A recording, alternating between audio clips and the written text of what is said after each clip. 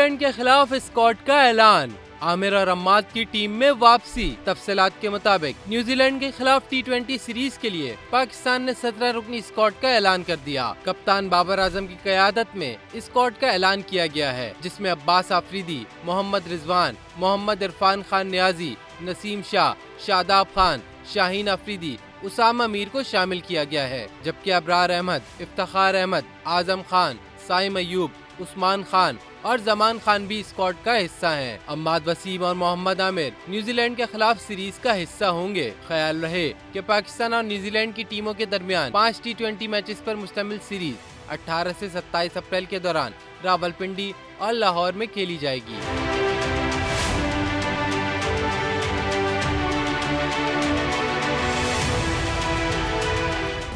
Subscribe करें और bell दबाएं ताकि कोई खबर रह न जाए।